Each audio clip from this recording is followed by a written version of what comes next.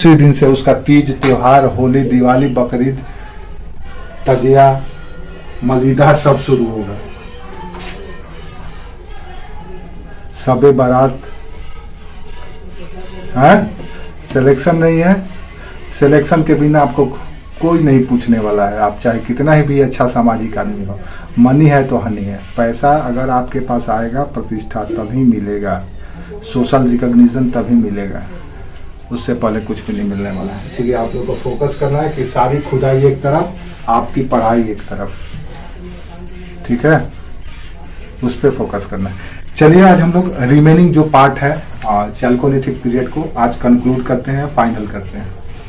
उसमें हम लोग कल बात कर रहे थे कि ताम्रपाषाण का जो महाराष्ट्र का क्षेत्र था, जिसको हम लोग जोरवे संस्कृति के नाम से जान रहे थे, उसमें कुछ महत्वपूर्ण स्थल थे जहाँ से हमको विशेष सामग्री उत्खनन के दौरान मिला है, और इसके वजह से हमें उस टाइम पीरियड के जोरवे संस्कृति की अनोखी विशेषताओं के बारे में पता चलता है। तो 2-3 साइट के बारे में देख चुके थे हम लोग। आज हम लोग 2 चीज बात करने वाले हैं। पहला ये कि जोरवे संस्कृति का एक प्रमुख स्थल है इनाम गांव। इनाम गांव में क्या क्या मिला है और उससे क्या हमको पता चलता है ताम्रपाषाण संस्कृति के बारे में। दूसरा चीज जो हम लोग बात करने वाले हैं, ओवरऑल यानी कि पूरा ताम्रपाषाण काल के कुछ महत्वपूर्ण ऐसी बातें जो आपको अपने जेहन में रख लेना है, वो सीधे आपसे सवाल पूछ लेगा। तो वो मोटी मोटी बातें जो ताम्रपाषाण काल की प्रमुखता है या प्रमुख मेजर फीचर्स है, प्रमुख विशेषताएं, 2 बातें करके आज हम लोग इसको कंक्लूड कर लेंगे, ठीक है। तो ताम्रपाषाण काल के जो इमाम गांव या इनाम गांव स्थल है, सबसे पहले वो इसलिए चर्चा में आया क्योंकि यहाँ का जो बस्ती है, मोहल्ला, आपको पता ही है कि ताम्रपाषाण काल एक ग्रामीण संस्कृति थी। यहाँ के लोग गांव में रहते थे। तो इस ग्रामीण संस्कृति के में हमको पहली बार यहाँ दिखाई देता है कि क्लास डिवीजन यानी वर्ग भेद शुरू हो जाता है। वर्ग भेद या क्लास डिवीजन का कॉन्सेप्ट हमको यहाँ से मिलने लगता है। कैसे मिलता है?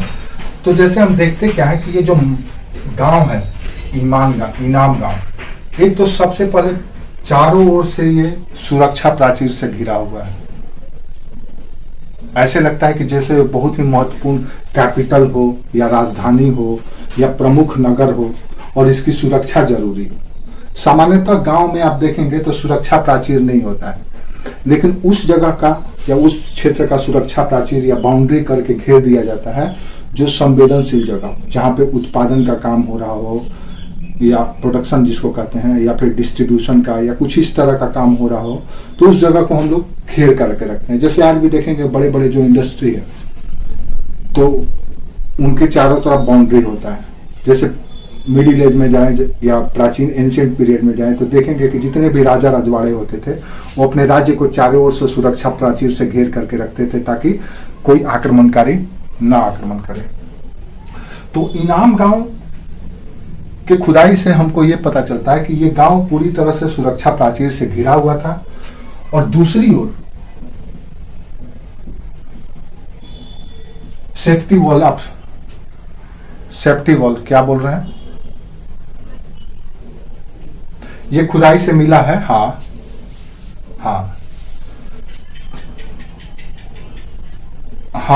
अभी भी है जो खुदाई से जमीन से खुद। दरअसल क्या होता है, इतिहास के जब किसी स्थल को खुदाई किया जाता है तो होता क्या है कि भूमि के निचले सतह पर ये सब क्षेत्र हमको मिलता है। खुदाई करने पर होता क्या है कि कोई स्थल है, मान लो ये कोई एरिया है, ये एक विकसित एरिया है जहां पे कभी बस्ती था। अब किसी कारण से इस एरिया के लोग, मान लो सूखा पड़ गया, अकाल पड़ गया, बाढ़ आ गया, किसी कारण से इस बस्ती को छोड़ करके लोग चले गए, माइग्रेट करें। अब ये एरिया वीरान हो गया। अब लंबे कालखंड में यहाँ पे बाढ़ का पानी आकर के मिट्टी जमा किया, तूफान आकर के मिट्टी जमा किया, वनस्पति टूट करके सड़ करके इसके ऊपर जमा हुआ। धीरे धीरे परत दर परत ये स्थल जमीन के नीचे हो जाता है और उसके ऊपर मिट्टी का परत चले जाता है। तो जो पहले मोहल्ला था, जो बस्ती था, वो तो जमीन के नीचे है ही, तो जब हम खुदाई करते हैं, वहां के मिट्टी हटाते हैं, तो हमको मिलता है कि भाई यहाँ पे मोहल्ला था। समझ में आया?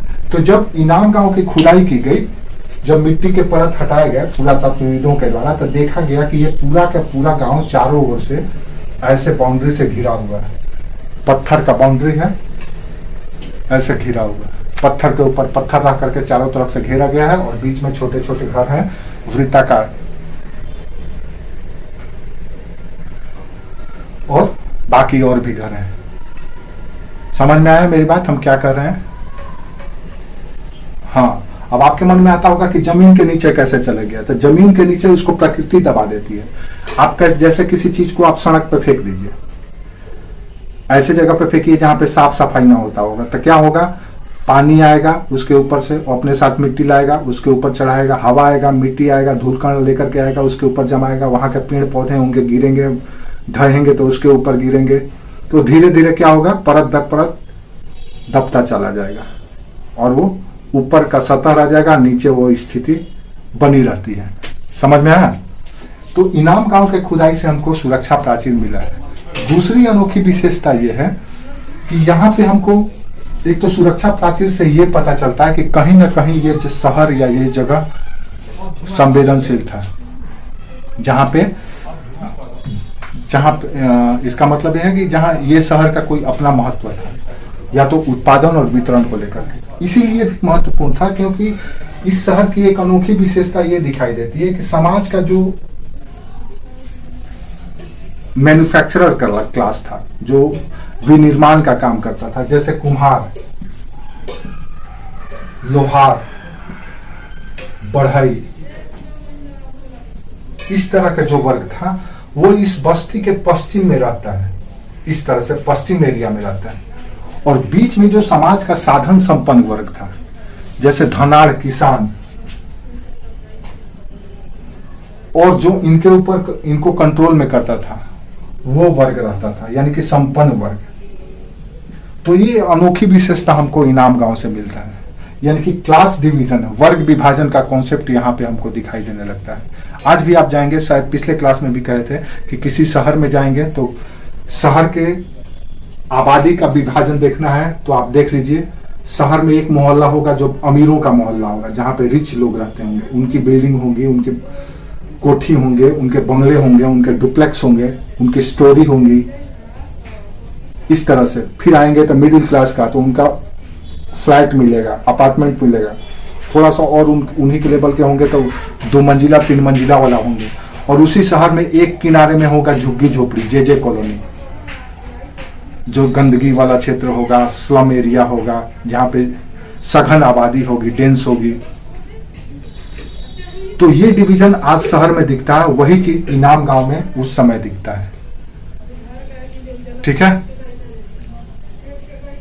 तो ये साक्ष्य कि बस्ती के पश्चिम में गरीब लोगों का, आम लोगों का मकान, और अमीर लोगों का आयताकार मकान मिलता है बीच में, और इनका वृत्ताकार, ऐसे वृत्ताकार छोटी छोटी झोपड़ियां मिलती है। तो इसका मतलब ये वो लोग थे जो उत्पादन का काम, मैन्युफैक्चरिंग का काम करते थे, और जो किसान वर्ग था, जो संपन्न वर्ग था, वो बीच में आयताकार मकान में रहता था, और चारों ओर से पूरे मोहल्ला को, बस्ती को घेर करके रखा गया था। तो स्वाभाविक है कि कहीं ना कहीं इस वर्ग का, किसान वर्ग का, ये अपना क्षेत्र था जो अपना नियंत्रण में रखता था। ठीक है? आप देखेंगे कि इनाम गांव में एक मकान मिला है जिसमें 5 कमरा है, और 5 कमरा आयताकार है, ऐसे बीच में इसमें अन्न रखने के लिए भी जगह है। तो इससे पता चलता है कि उस इनाम गांव का सबसे संपन्न व्यक्ति था, जो पूरे बस्ती के बीच में रहता था। ठीक है? एक और अनोखी बात जो हमको यहां पे दिखाई देता है, 1 मिनट रुक जाइए। ठीक है, ठीक है, सुनाई नहीं दे रहा। दूसरी अनोखी बात इनाम गांव में जो मिलता है, जो आपको याद रखना चाहिए, वो ये है कि यहाँ पे सिंचाई के लिए स्थापित व्यवस्था शुरू हो चुकी थी, यानी कि तकनीक का प्रयोग शुरू कर दिया गया था। यहाँ पे पत्थर का बांध दिखता है, पत्थर से निर्मित बांध, जैसे आज हम लोग बनाते हैं बांध, नदी है, नदी के ऊपर बांध बना करके हम उसके पानी को अपने इच्छा अनुसार मोड़ लेते हैं, जिस दिशा में मोड़ना है। पहली बार हमको पत्थर का बांध इनामे गांव से मिलता है, जिसका प्रयोग सिंचाई के लिए किया जाता था। इसीलिए ये गांव इतना संवेदनशील था, इसीलिए इस गांव को सुरक्षा प्राचीर से घेरा गया था, क्योंकि यहाँ पर उत्पादन सरप्लस होता था। यहाँ के किसान स्मार्ट हो गए थे, यहाँ पे कृषि का कर्म भी अच्छा होता था और मैन्युफैक्चरिंग का काम, विनिर्माण का काम भी अच्छे तरीके से होता था। यानी तांबा का भी काम होता था और मिट्टी का भी काम होता था, लकड़ी का भी काम होता था। सारे वर्ग अपने अपने काम को बखूबी कर रहे थे और अच्छे तरीके से सेटल थे। यानी सेटलमेंट यहाँ का पूरी तरह से विकसित था, डेवलप था। ठीक है।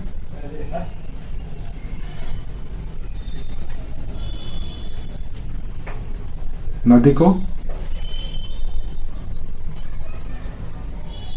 बांध का मतलब होता है दो भागों में बांटना नहीं, नदी के पानी को रोकना।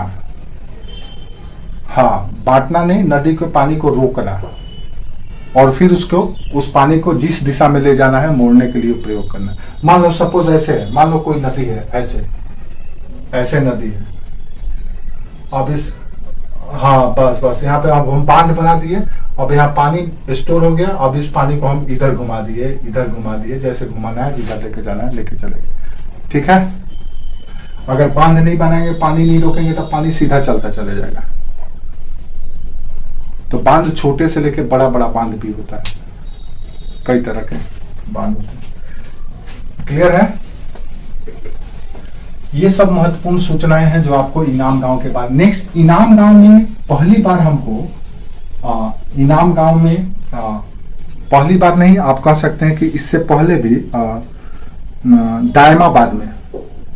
दायमाबाद की तरह यहां पर भी सोना का साक्ष्य मिलता है। सोना का प्रयोग लोग करने लगे थे, गोल्ड। इससे पहले दायमाबाद में भी मिला था, लेकिन यहां पर जो गोल्ड यूज किया गया है वो गोल्ड दरअसल मनके के रूप में यूज किया गया है, यानी पहन आभूषण के रूप में सोना का प्रयोग लोग शुरू कर चुके थे। एक और जो अनोखी चीज मिलती है यहाँ पर, वो मिलता है कि यहाँ पे कई किस्म के आग की भट्टी मिलता है। अब इसी से आप इस गांव की संपन्नता को समझ लीजिए कि किसी गांव में इतने विविध तरह का भट्टी, आग का भट्टी मिलना। जैसे तांबा गलाने के लिए अलग भट्टी है, ताम्र भट्टी, मिट्टी पकाने के लिए, मिट्टी का बर्तन बनाने के लिए अलग भट्टी, सार्वजनिक चूल्हा, यानी कि गांव के लोग मिल करके एक बड़ा सा चूल्हा बनाते हैं और उसमें प्रयोजन में या कोई फेस्टिवल में खाना बनाते हैं, सार्वजनिक चूल्हा। फिर से हर एक घर में अग्नि चूल्हा का साक्ष्य मिलता है। तो इसका मतलब यह है कि जहां पे अग्नि का प्रयोग ज्यादा हो रहा है, यानी कि वहां पर उत्पादन में विविधता है, कार्यों में विविधता है, अलग अलग काम संपादित किए जा रहे थे। मिट्टी बनाने वाला मिट्टी का बर्तन बना करके अपना भट्टी में पकाता था और सप्लाई करता था, लोगों को देता था। तांबा बनाने वाला, गलाने वाला तांबा के अलग अलग औजार बना करके देता था। समझ में आया?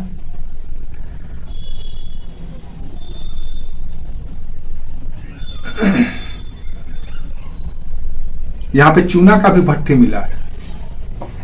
चूना का भट्टी, चूना को पका करके उसको लेप करने के लिए चूना भट्टी भी मिला है। इसको लेप करने के लिए, फर्श लेप करने के लिए चूना निकाला गया, उसको खौलाया गया और उसके बाद उसको, आप लोग आज भी देखे होंगे कि चूना को खौलाया जाता है और खौला करके उसको फिर लेप किया जाता है या किसी दूसरे यूज में लिया जाता है। तो ये सारे कुछ मिलता है, ये सब कुछ आपको यहाँ से मिलता है। तो ये अनोखी विशेषता। तीसरी जो अनोखी विशेषता है वो ये मिलता है कि यहाँ पे माँ शेरावाली का साक्ष्य भी मिलने लगता है, सिंह वाहिनी का साक्ष्य मिलने लगता है। यहाँ पर एक मूर्ति मिला है, स्त्री की मूर्ति, स्त्री मूर्ति मिला है। ये मूर्ति एक कवर में ऐसे लगा हुआ है। दूसरी ओर इसी कवर में मूर्ति में ही एक सिंह है, वृषभ है, और कुछ इस तरीके से बना हुआ मूर्ति कि मूर्ति को आप सिंह के ऊपर रखेंगे तो पूरी तरह से फिट हो जाता है। तो पहली बात ये पता चलता है इनाम गांव से मिले हुए साक्ष्य के आधार पर कि यहाँ पे माँ दुर्गा का पूजा भी शुरू हो चुका था। सिंह पर बैठी हुई स्त्री को दिखाया गया है, जो कि एक सुरक्षा कवच में सेफ्टी तरीके से इसको रखा गया है, और उसको कभी कभी विशेष प्रयोजन में निकाला जाता होगा। यानी इसका मतलब यह है कि उसका कुछ खास महत्व था जो विशेष प्रयोजन में निकाला जाता था, पूजा किया जाता होगा और रख दिया जाता। इसीलिए ये संस्कृति कोई नई संस्कृति, इसी को हम लोग सनातन संस्कृति कहते हैं। इसीलिए हमको कभी भी, आज भी इराक में अभी कुछ दिनों पहले इराक में खुदाई हुआ तो वहां पे मंदिर मिल गया है एक, जो 5 या 5,500 साल पुराना है। तो कहीं ना कहीं इस धरती पे सभी जगह पे ये प्रक्रिया चल रहा था, सारी संस्कृतियों में। आप देखेंगे जब बारीकी से अध्ययन करेंगे तो यूरोप या रोमन सभ्यता की जो रोमन सभ्यता है, उनके जो देवी देवताएं हैं, उनका नाम आपके यहाँ के जो देवी देवता हैं उनसे मिलता जुलता है। भले नाम थोड़ा सा बदल दिया गया है, लेकिन सबका एक ही है। तात्पर्य यह है कि कहीं ना कहीं पूरे इस धरती पे सभी लोग एक ही थे, लेकिन धीरे धीरे बदलता गया, क्षेत्र बदलता गया, और लोगों का समय बदलता गया, आस्था बदलता गया, विश्वास बदलता गया, लेकिन थे सब के सब एक ही। तो सिंहवाहिनी दुर्गा की प्रतिमा यहां पर मिलता है। इनाम गांव की और विशेषताएं थी, अनोखी विशेषताएं। ये विशेषताएं हैं सौदाह की। सौदाह यानी कि मृत्यु के उपरांत।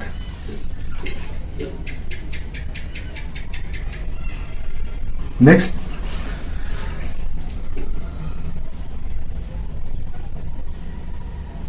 आपको पता है कि जोरवे संस्कृति की सामान्य विशेषता यह थे कि यहाँ पे लोग अस्थि कलश को दफनाते थे। जलाने के बाद जो हड्डी बचता था उसको कलश में भरते थे और घर में ही इसको दफना देते थे। लेकिन यहाँ पर विशेष करके उत्तर दक्षिण दिशा में करके, तो यहाँ पे एक और अनोखी चीज ये मिली है कि शव को दफनाते समय उनके साथ तांबे के बर्तन भी गाड़े जाते थे। ऐसा इसलिए किया जाता था ताकि उनकी ये विश्वास थे कि परलोक में जाने के बाद अगर उसके परिजन को या जो भी व्यक्ति उसके परिवार का मरा है, उसको अगर किसी चीज की आवश्यकता होगी तो वो सब आवश्यकता यहीं कब्र में डाल करके ही रख दिया जाता था कि वो उसकी आवश्यकता को पूरा करेगा। दूसरी जोरवे संस्कृति का ही 2 स्थल है, चंदौली और नेवासा। नेवासा कहाँ है? कहाँ है नेवासा?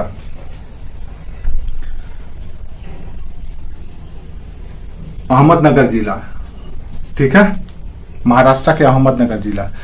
और चंदौली कहाँ है? पुणे। तो चंदौली और नेवासा दोनों जगह पर ही एक ऐसा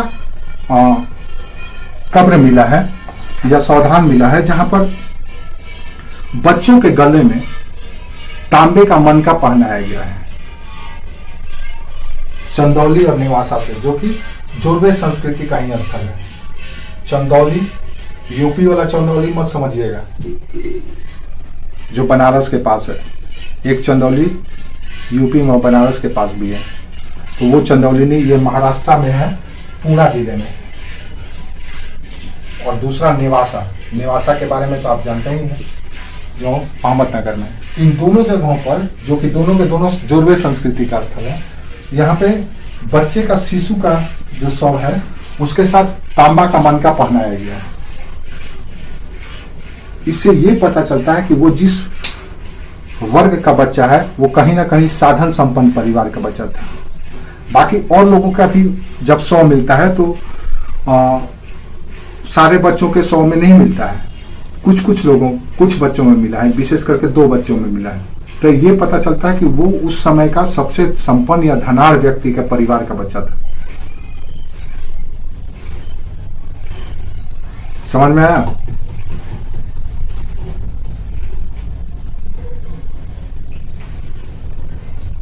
इनाम गांव में एक और चीज मिला है सौदाह से संबंधित। इनाम गांव में एक शव को जो दफन किया गया है, बड़ा सा जार में दफन किया गया है, सीधे बॉडी को डाल दिया गया है जार में, और व्यक्ति को जैसे शिशु गर्भ में रहता है हाथ पैर ऐसे सिकुड़ करके, उस तरह से दफनाया गया है। शव जार में डाल दिया गया है और उसी तरह से बैठा दिया गया है जैसे बच्चा गर्भ में रहता है।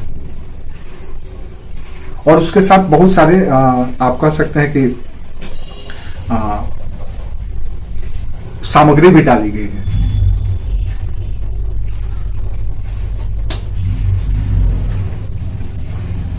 तो इनाम गांव का एक और विषय, कितना बड़ा जार होता होगा, कितना बड़ा जार होगा। मिट्टी का बर्तन में अगर किसी व्यक्ति को दफनाना है तो हमको लगता है 50 लीटर का अगर कोई बन जाए तो उसी में एडजस्ट हो जाएगा। 50 नहीं तो 100 लीटर का, 100 लीटर का में तो आराम से हो जाएगा। 100 लीटर में तो 6 फीट का बंदा भी एडजस्ट हो जाएगा, नहीं हो जाएगा।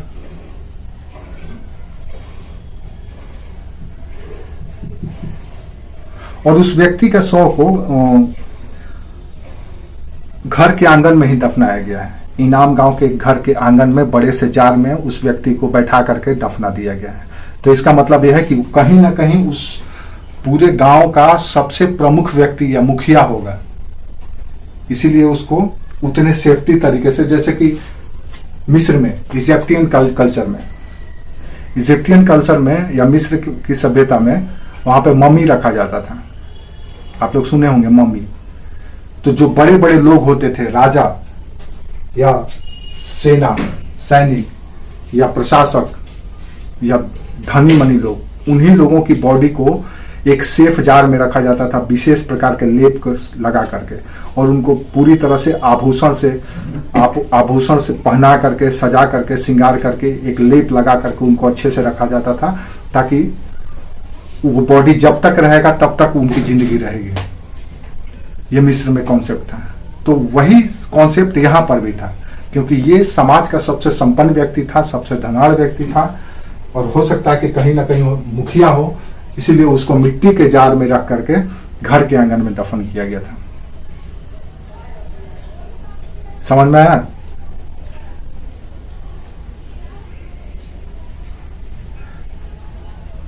नेहा कौशल कहां चली गई?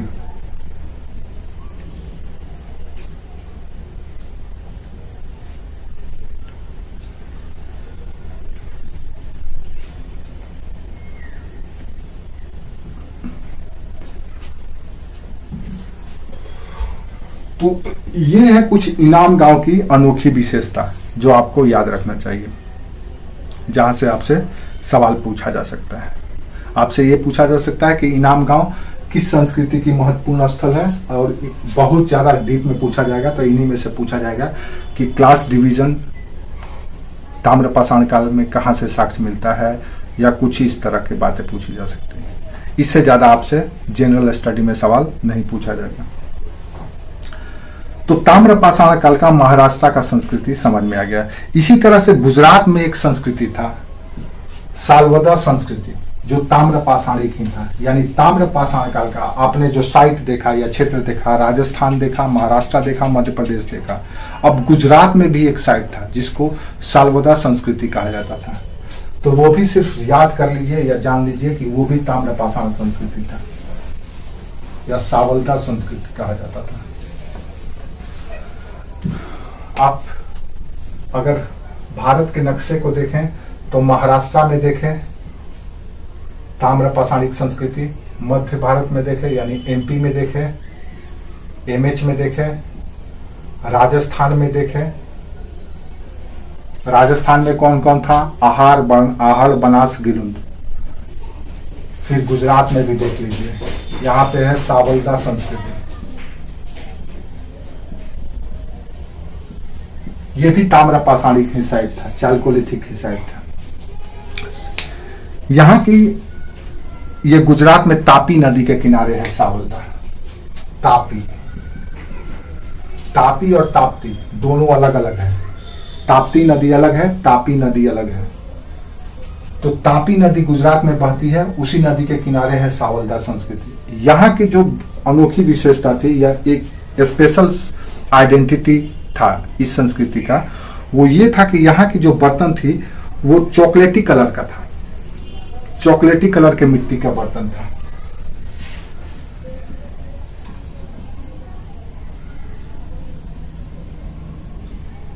ये अनोखी विशेषता थी और इसका टाइम पीरियड बहुत बाद का है। हमको लगता है कि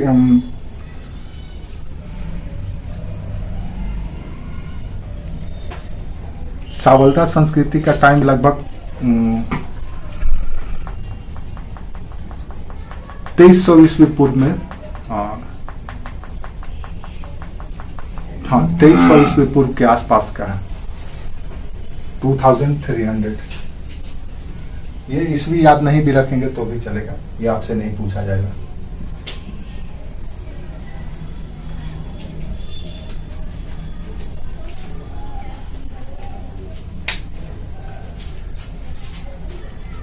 तो ये था महत्वपूर्ण ताम्रपाषाणिक स्थल जिसके बारे में आपको जानना चाहिए, जहां से कुछ विशेष प्रकार की सामग्री पुरातत्व अन्वेषण से मिला है। अब दूसरा जो बात हम लोग करने वाले हैं वो है ओवरऑल, यानी कि वो बुलेट पॉइंट जिसको आपको अपने दिमाग में रखना है, जो सीधे आपसे सवाल पूछे जा सकते हैं। उसमें सबसे पहला याद रखिएगा, ताम्रपाषाण संस्कृति के लोग पक्की ईंटों का प्रयोग नहीं करते थे। ठीक है, पकाई हुई ईंटों का प्रयोग नहीं करते थे, पत्थर का प्रयोग करते थे, कच्ची मिट्टी के बने ईंटों का प्रयोग करते थे, लेकिन पकी हुई मिट्टी से ईंट बना करके वो घर का निर्माण या कोई और निर्माण कार्य में प्रयोग नहीं करते थे। ये काम सिंधु घाटी सभ्यता के लोग ही करते थे। क्लियर है?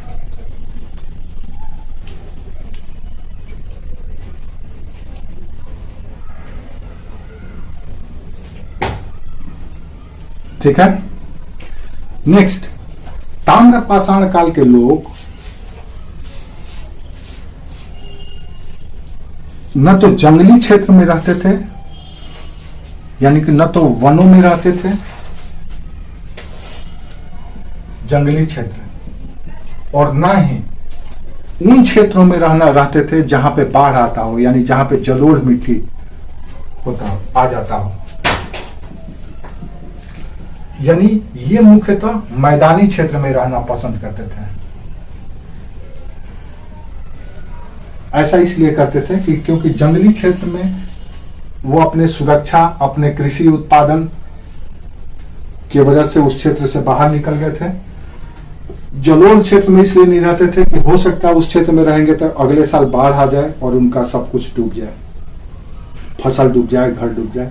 इसलिए वो मैदानी इलाकों में रहते थे, प्लेनी रीजन में रहते थे। मैदानी इलाका यानी कि नदी से दूर का इलाका, जहां पे बाढ़ का पानी नहीं आता।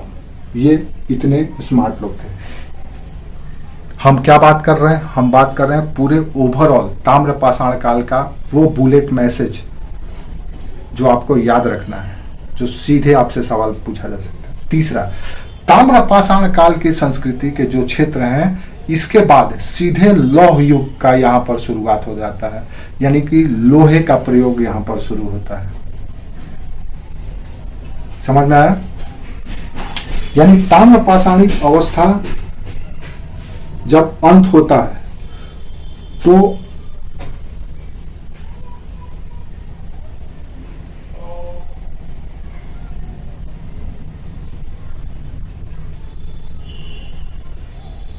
क्या बोले थे हम अभी?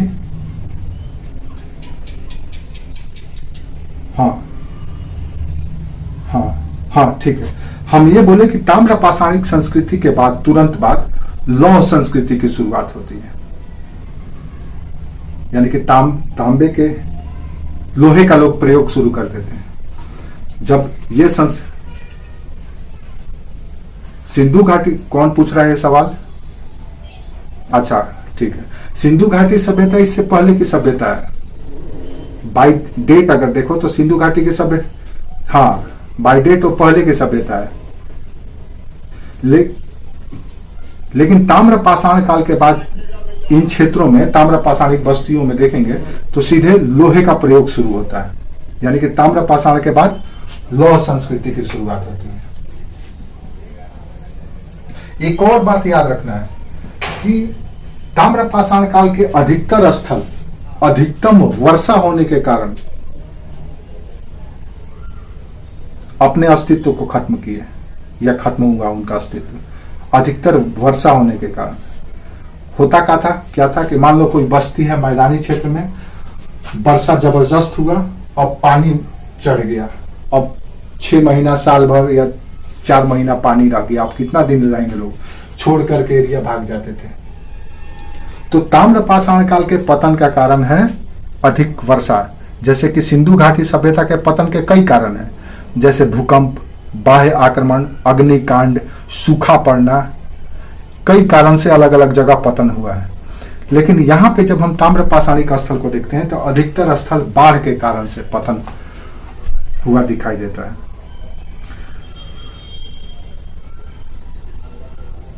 क्या बोल रहे हैं?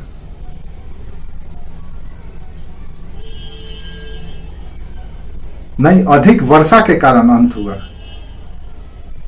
अधिक वर्षा होने के कारण। हाँ, मतलब कि जिस डर से बेचारे वो नदी से दूर रहते थे, कहीं ना कहीं वर्षा अधिक हुआ और वो बेचारा उनका क्षेत्र डूब जाता था।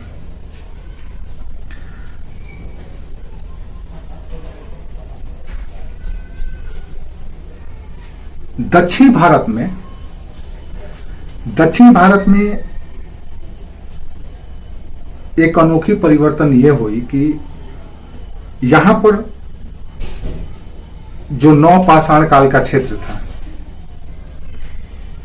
दक्षिण भारत का, वो सीधे ही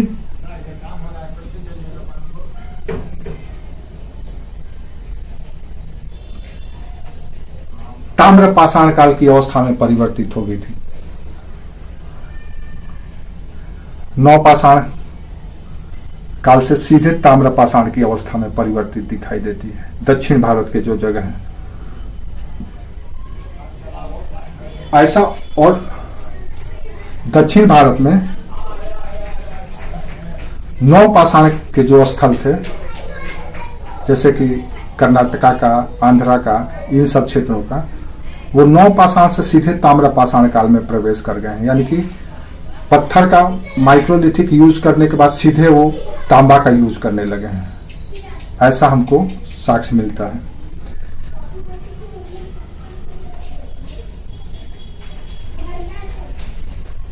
नेक्स्ट बुलेट पॉइंट, ताम्र पाषाण काल के लोग लेखन कला से अनभिज्ञ थे, यानी कि उनको लिखने नहीं आता था, जैसा कि सिंधु घाटी सभ्यता के लोग करते थे।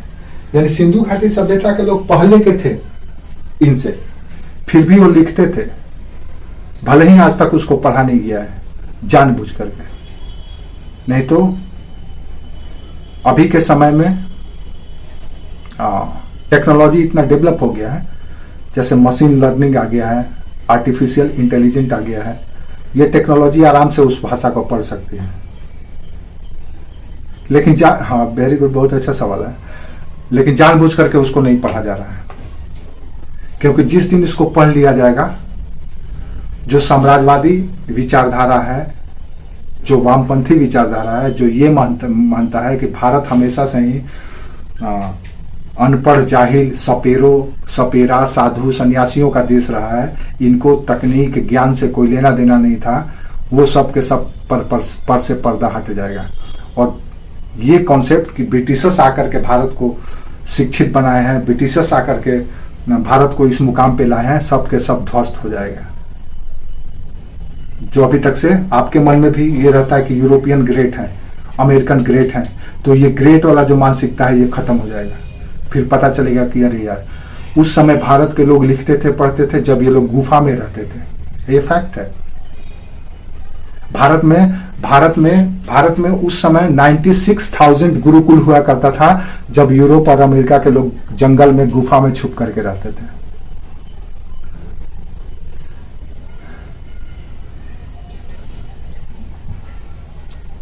लिखा हुआ कागज मतलब ये कागज पे नहीं लिखते थे, कागज पे नहीं लिखते थे, कागज उस समय नहीं था, पत्थर पे, पत्थर पे, हाँ उस समय पत्थर पे कांसे के ऊपर बहुत सब लेकर के चला गया है लोग। जैसे हम लोग हाँ सिंधु घाटी सभ्यता जब हम लोग पढ़ेंगे, बोलो कौन तो क्या तो पूछ रहा था। हाँ वॉल तो होता ही नहीं था, लोग केव में पत्थर कहीं है तो उसी के ऊपर लिख दिए। वॉल होता था तो ईंट का होता था, तो उस पर लिखेंगे तो टूट जाएगा ना ईंट। पत्थर पे लिखा हुआ, तो पत्थर पे लिखा हुआ मिलता है। इसके बाद हम लोग सिंधु घाटी सभ्यता ही पढ़ेंगे, उसमें देखना क्या क्या आपको देखने को मिलेगा। सोचिए 2500 साल पहले, यानी आज 2200 ईस्वी और 2500 उससे पहले, यानी कि आज से 4700 ईस्वी पूर्व की बात करेंगे। देखिएगा भारत के लोग कितना डेवलप्ड है। याद रखिए भारत ही भूमि है जहाँ पे विश्व की पहली विश्वविद्यालय थी, जहाँ से दूर दराज के यूरोप के, रसिया के, चाइना के, कोरिया के लोग पढ़ने के लिए आते थे। यहाँ पे एडमिशन लेने के लिए यहाँ के कॉलेज में, यूनिवर्सिटी में विश्व का सबसे प्रथम विश्वविद्यालय था तक्षशिला, जो अभी पाकिस्तान के पेशावर में है, ध्वस्त हो गया है। तक्षशिला विश्वविद्यालय, यहाँ पे 28 विश्वविद्यालय था, 28 विश्वविद्यालय थे जो पूरे विश्व को ज्ञान देता था, रिसर्च करता था। अगर बख्तियार खिलजी नालंदा विश्वविद्यालय को नहीं जलाया होता तो भारत आज जिस मुकाम पे होता उसको कोई नहीं रोक सकता था। उसके पीछे एक बड़ी रोचक कहानी है, बख्तियार खिलजी के पीछे। बख्तियार खिलजी एक बार बीमार हो गया, सुन लो कहानी बता देते हैं। बख्तियार खिलजी एक बार बीमार हो गया तो जितने इस्लामिक वैद्य को क्या कहते हैं, कोई बता? ठीक है, ठीक है, हकीम, वेरी गुड, हकीम। तो जितने भी हकीम थे वो सब के सब हार मान गए बख्तियार खिलजी का इलाज करने में। तो उनको कोई कहा बख्तियार को कि एक काम करो, नालंदा विश्वविद्यालय में एक चिकित्सक है, उससे मिलो। तो बोला ऐसा, तो हाँ। तो बख्तियार खिलजी बोला ना ना, हम इससे छुआएंगे नहीं। उसको घमंड था बहुत, हम इससे छुआएंगे नहीं। तो बोला कि भाई छुआइएगा नहीं तो इलाज कैसे होगा? तो बोला इलाज हो जाएगा। जो डॉक्टर था, चिकित्सक था, बोला इलाज हो जाएगा, आप खाली सामने बैठा दीजिए, हम उनको देख करके ही सारा इलाज कर देंगे। देख करके वो दवा दिया और इनकी वो गूढ़ बीमारी या असाध्य बीमारी ठीक हो गई कुछ दिनों के बाद। अब बख्तियार खिलजी का माथा ठनका, बोला कि जिसको हम लोग इतना अज्ञानी समझते थे, जाहिल समझते थे, ये इतने इंटेलेक्चुअल हैं सब कि बिना स्पर्श किए हमारा इलाज कर दिया। बोला कि अगर हम लोगों को वाकई में भारत को अपने अधीन करना है तो इनके जो ज्ञान का, नॉलेज का जो जड़ है उसको खत्म करना पड़ेगा। तो उसने जाते जाते गुस्सा से, घमंड में आकर के नालंदा विश्वविद्यालय को जलाया। और नालंदा विश्वविद्यालय में उस समय 50,000 पांडुलिपि यानी रिसर्च पेपर जलाया गया और वो 2.5 महीना तक जला था। हाँ, 2.5 महीना तक जला था। उस टाइम मतलब मिडिल एज में, ये बात है लगभग 1200 कुछ ईस्वी की, 1200 कुछ ईस्वी की बात है। 2.5 महीना चला है। अब यही नहीं, ऐसा नहीं, आपको पता है दुनिया का सबसे बड़ा पहला लेबोरेटरी कहाँ पे था? Research centre, astronomical research centre, जो आज आप लोग देखते हैं नासा को। सबसे पहला खगोलीय जो वैध सेंटर था वो था भारत का उज्जैन में। यहीं से डेट, तिथि निर्धारित किया जाता था और टाइम निर्धारित किया जाता था कि दुनिया में अभी कहाँ पे कितना टाइम होगा और कौन सा तिथि होगा, जो आज हम लोग ग्रीनविच से निर्धारित करते हैं, इंग्लैंड के। तो भारत की बहुत सारी उपलब्धि थी, लेकिन इसको खत्म किया गया, ताकि जब तक से उसको खत्म नहीं किया जाएगा, आप याद रखिए, अगर आपके पास नॉलेज है, ज्ञान है, तो आप कभी किसी के पराधीन नहीं हो सकते। एक न एक दिन उठ ही जाएंगे।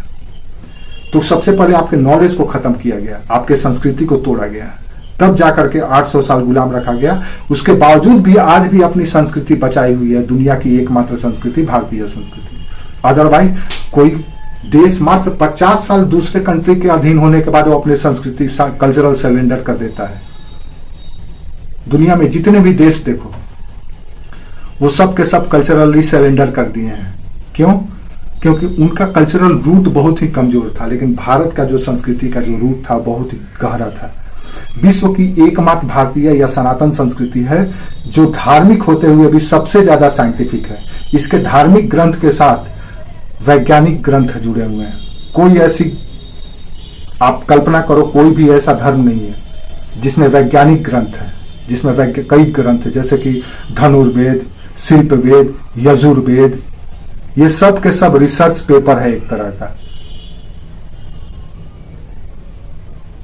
भारत में 150 सब्जेक्ट्स पढ़ाए जाते थे, जो आज भी हम और आप नहीं पढ़ते हैं। 150 प्रकार का विषय पढ़ाया जाता था। पढ़ेंगे हम लोग जब भारत की शिक्षा पद्धति पढ़ेंगे तो एंशिएंट से लेकर के अभी तक देखेंगे हम लोग कहाँ कहाँ कैसे कैसे भारत में क्या क्या होता था। आप कल्पना करो ना, एक ऐसे समझ लो, एक सिंपल सा उदाहरण देते थे। आप हनुमान चालीसा पढ़ते हैं आप लोग? जो लोग ये हैं वो लोग पढ़ते हैं।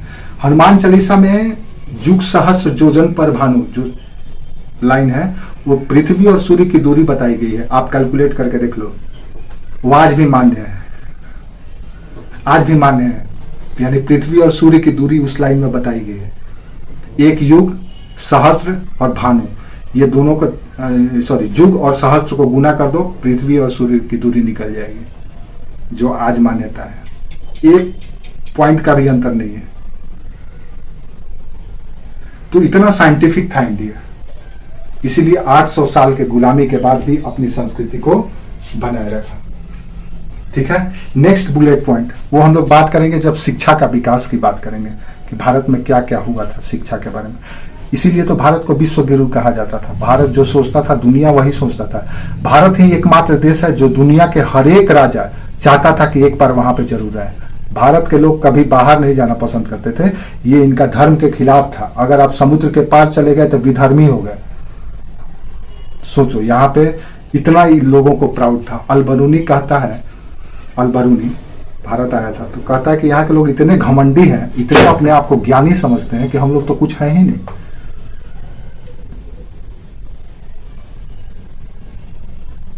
तो यहाँ पे नॉलेज का खान था।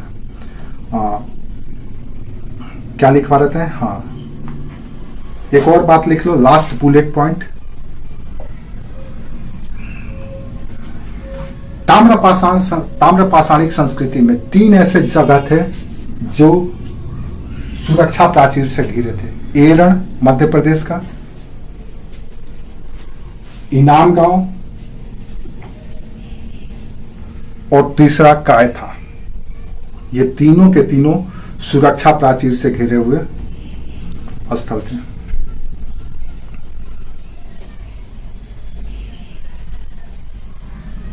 ठीक है, नेक्स्ट बुलेट पॉइंट और लास्ट बुलेट पॉइंट। ताम्रपाषाण काल में अधिकतर बच्चे कुपोषित से मरे हुए पाए गए हैं। कुपोषण से, मेल न्यूट्रिशन से, मतलब पोषण बच्चों को नहीं मिल पाता था। तो जितना बॉडी मिला है पुरातात्विक, उससे पता चलता है कि वो कुपोषित थे। तो कुपोषण से मरे हुए पाए गए हैं। ताम्रपाषाण काल के अधिकतर शिशु कुपोषण से मरे हुए पाए गए हैं। और इसके पीछे कारण ये था, कुपोषण मतलब नहीं जानते हैं, भरपूर पोषण नहीं मिलना, मतलब बैलेंस डाइट नहीं मिलना। हाँ, अगर आपको कैल्शियम का जरूरत है लेकिन कैल्शियम बॉडी को नहीं मिल पा रहा है, यानी दूध आप सेवन नहीं कर रहे हैं। प्रोटीन का जरूरत है लेकिन आप प्रोटीन नहीं ले रहे हैं। फैट का जरूरत है, नहीं ले रहे हैं। मैग्नीशियम का जरूरत है, नहीं ले रहे हैं। डी विटामिन की जरूरत है, नहीं मिल पा रहा है। तो कुपोषण हो जाता है, इनबैलेंस हो जाता है। हाथ गोड़ पतला होगा, पेट बाहर निकला हुआ होगा, या कोई और मोटा, कोई पतला, पता नहीं किस किस तरह का। तो कुपोषण के शिकार थे। ऐसा इसलिए था क्योंकि यहाँ का कृषि जो था सघन कृषि या डेंस फार्मिंग नहीं था। अगर सघन कृषि होता तो अधिशेष उत्पादन होता। अधिशेष मतलब सरप्लस प्रोडक्शन होता, और सरप्लस अगर प्रोडक्शन होता तो सभी लोगों को न्यूट्रिशन मिल जाता। तो ये कमी था। बोलो,